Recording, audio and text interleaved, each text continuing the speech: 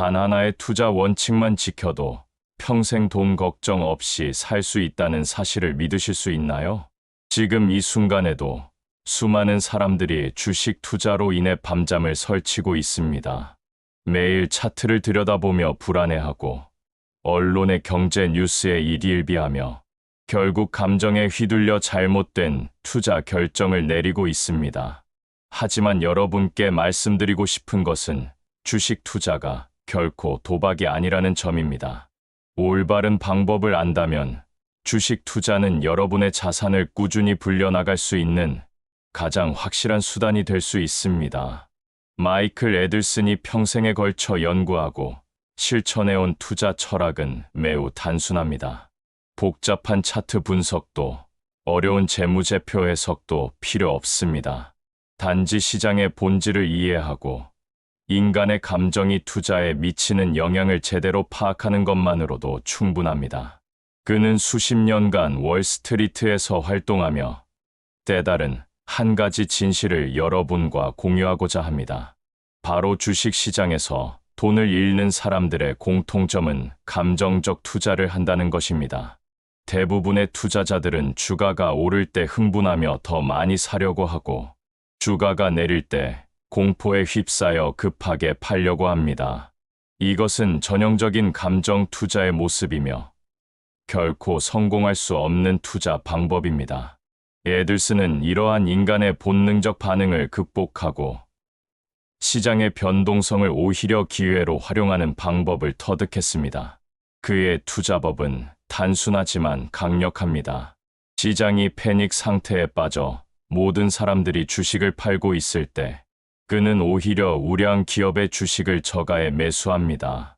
이런 투자 방식이 가능한 이유는 애들슨이 주식 시장을 바라보는 관점이 다르기 때문입니다. 그는 주식을 단순한 투기 수단으로 보지 않고 우수한 기업의 일부를 소유하는 개념으로 접근합니다. 여러분이 만약 좋은 부동산을 소유하고 있다면 부동산 가격이 일시적으로 하락한다고 해서 급하게 팔지 않을 것입니다. 마찬가지로 훌륭한 기업의 주식을 소유하고 있다면 주가의 일시적 변동에 흔들리지 않고 장기적인 관점에서 투자해야 합니다. 애들슨의 투자법에서 가장 중요한 원칙은 바로 안전 마진의 확보입니다. 그는 절대로 적정 가치 이상의 가격으로 주식을 매수하지 않습니다. 아무리 좋은 기업이라도 과도하게 비싸게 거래되고 있다면 투자하지 않습니다.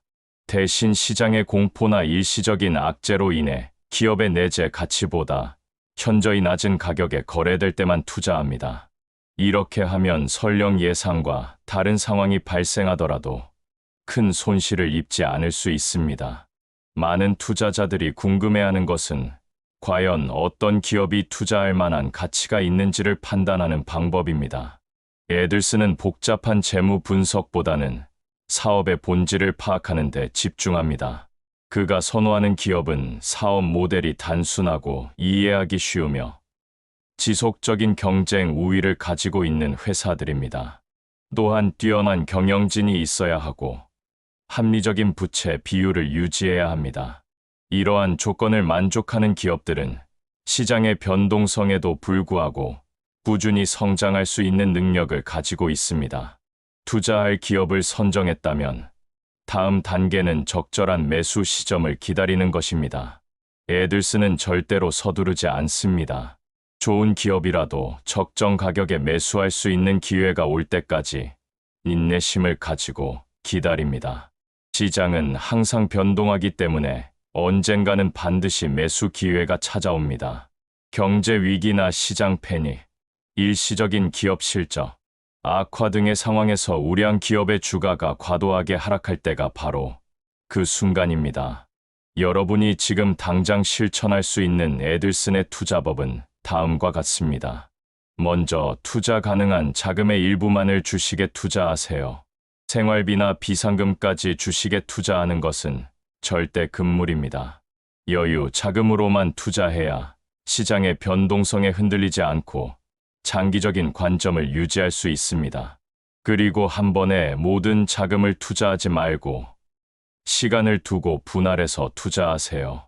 이렇게 하면 평균 매수 단가를 낮출 수 있고 시장 타이밍의 위험을 줄일 수 있습니다. 투자한 후에는 매일 주가를 확인하는 습관을 버리세요. 에들슨은 투자한 기업의 주가를 매일 확인하는 것이 오히려 잘못된 투자 결정을 내리게 만든다고 말합니다. 대신 분기별로 기업의 실적을 확인하고 사업의 펀더멘털에 변화가 있는지만 점검하면 됩니다. 주가의 일시적 변동에 일희일비하지 말고 기업의 장기적인 성장에 집중하세요. 에들슨의 투자법이 특별한 이유는 시장의 비효율성을 활용한다는 점입니다. 주식 시장은 단기적으로는 감정에 의해 움직이지만 장기적으로는 기업의 실제 가치를 반영합니다. 따라서 단기적인 시장의 과도한 반응을 기회로 활용하면서 장기적으로는 기업의 성장에 동참할 수 있습니다. 이것이 바로 에들슨이 수십 년간 꾸준한 수익을 올릴 수 있었던 비결입니다. 많은 사람들이 주식 투자에서 실패하는 이유는 조급함 때문입니다. 빠른 수익을 원하고 남들보다 앞서 나가려고 합니다. 하지만 진정한 부는 하루아침에 만들어지지 않습니다. 에들슨은 투자를 마라톤에 비유합니다. 처음에는 천천히 시작하더라도 꾸준히 달리면 결국 목표점에 도달할 수 있습니다. 복리의 마법은 시간이 지날수록 더욱 강력해집니다. 연 평균 10%의 수익률도 30년간 지속되면 원금이 17배 이상 증가합니다.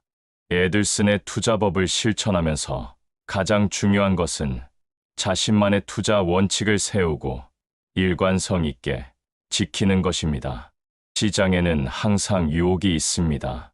급등하는 주식을 보면 뛰어들고 싶어지고 급락하는 주식을 보면 빨리 팔고 싶어집니다. 하지만 이런 감정적 반응은 투자의 적입니다. 미리 정해놓은 원칙대로 행동하고 시장의 소음에 흔들리지 않아야 합니다. 투자 과정에서 실수를 하더라도 너무 자책하지 마세요.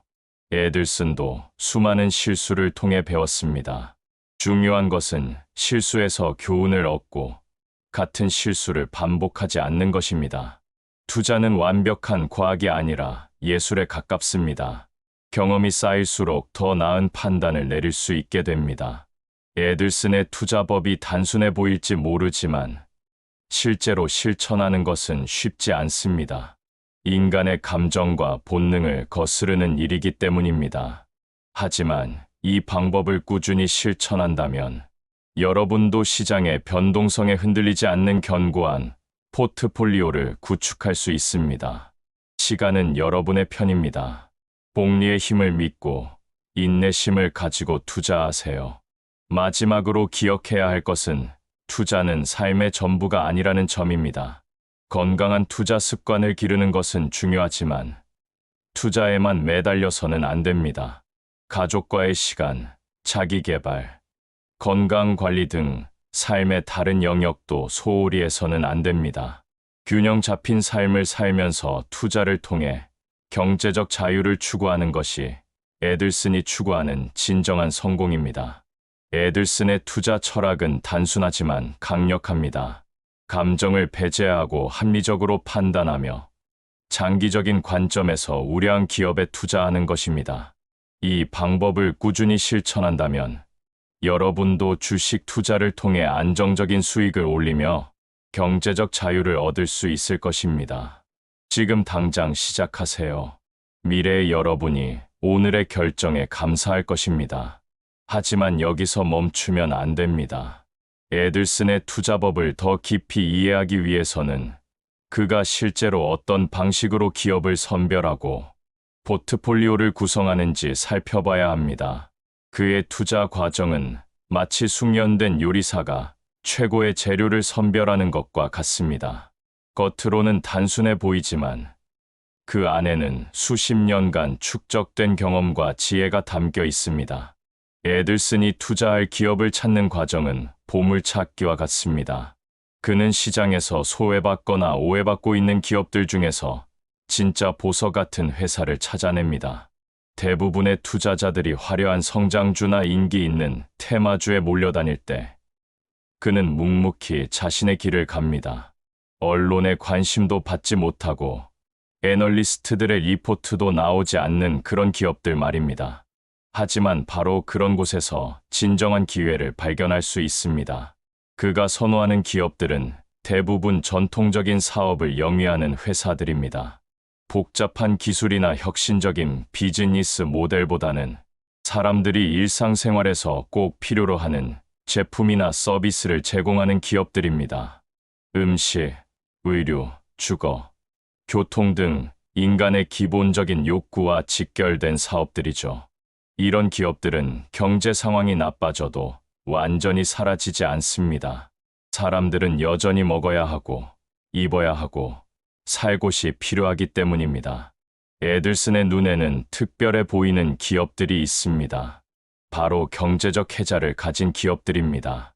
경제적 해자란 성 주변의 해자처럼 외부의 침입을 막아주는 경쟁 우위를 의미합니다. 브랜드 파워, 독점적 지위, 높은 전환 비용, 네트워크 효과 등이 바로 그런 해자 역할을 합니다. 이런 해자가 있는 기업들은 경쟁자들이 쉽게 시장에 진입할 수 없고, 따라서 안정적인 수익을 오랫동안 유지할 수 있습니다. 실제로 에들슨이 투자한 기업들을 살펴보면 흥미로운 패턴을 발견할 수 있습니다. 그는 절대로 한 번에 큰 금액을 투자하지 않습니다. 대신 작은 금액으로 시작해서 기업의 상황을 지켜보며 점진적으로 투자 금액을 늘려나갑니다. 이것은 마치 새로운 친구와 관계를 쌓아가는 것과 같습니다.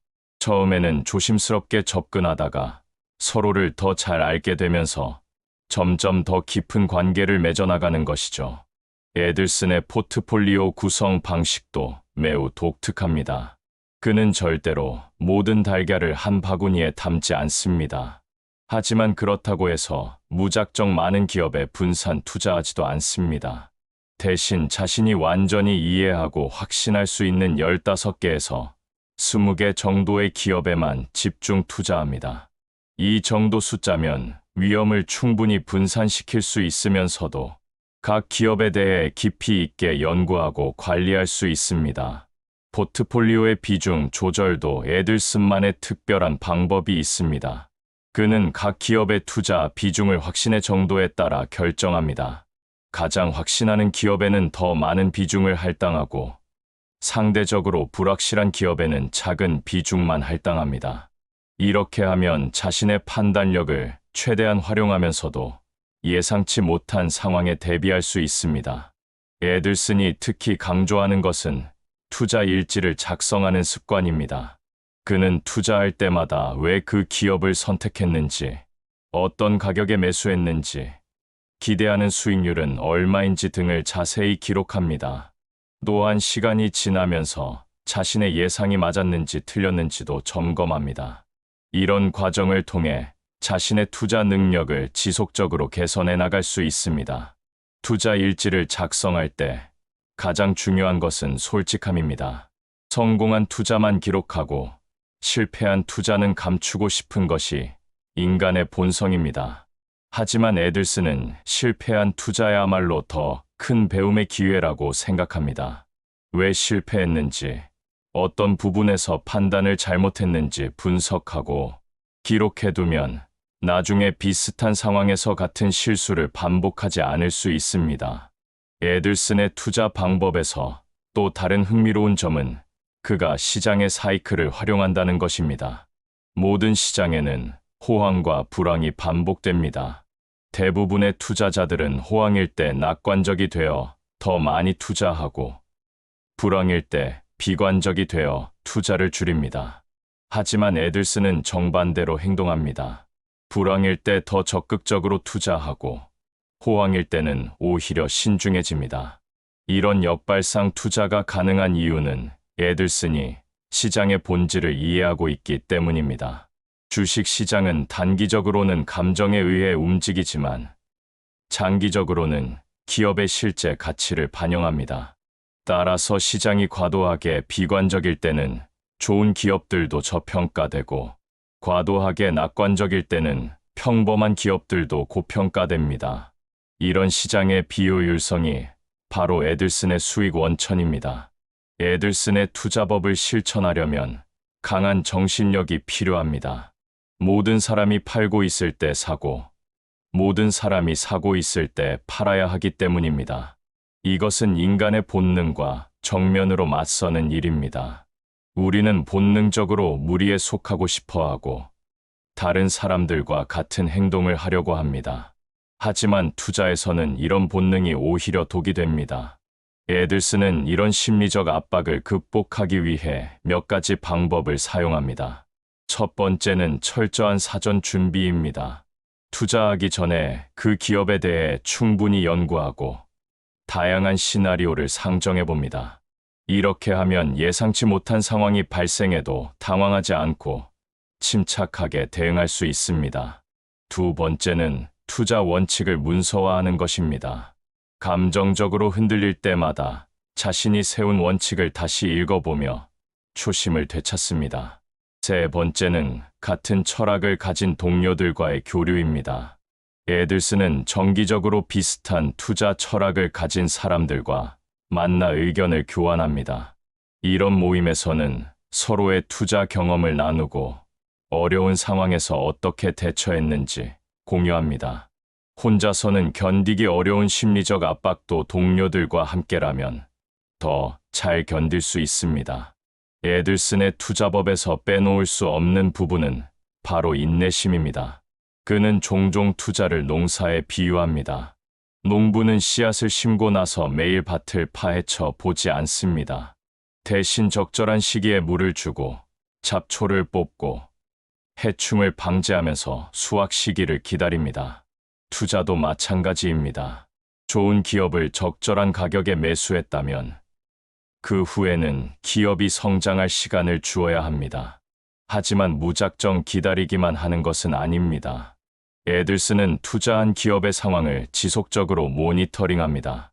분기별 실적 발표, 연간 보고서, 경영진의 발언 등을 주의 깊게 살펴봅니다.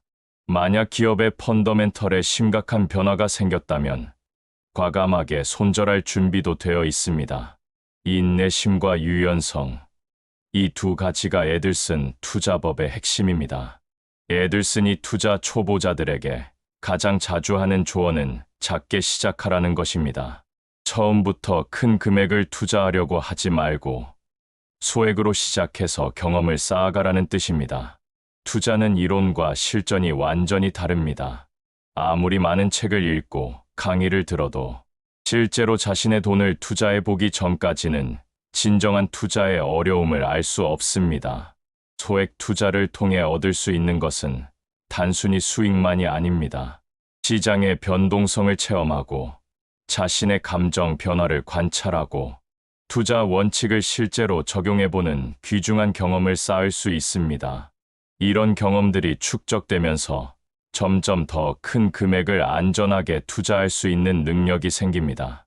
에들슨의 투자법을 따르는 사람들의 공통된 특징은 바로 꾸준함입니다.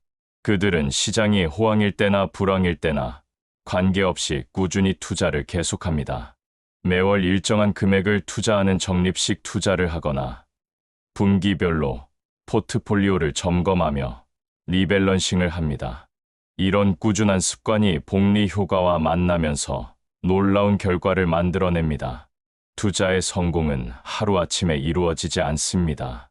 에들슨도 처음에는 수많은 실수를 했고 때로는 큰 손실을 입기도 했습니다. 하지만 그는 포기하지 않고 계속해서 배우고 개선해 나갔습니다. 그 결과 지금은 투자 업계에서 가장 존경받는 인물 중 한 명이 되었습니다. 여러분도 에들슨의 길을 따라가면서 자신만의 투자 철학을 만들어 나가시기 바랍니다.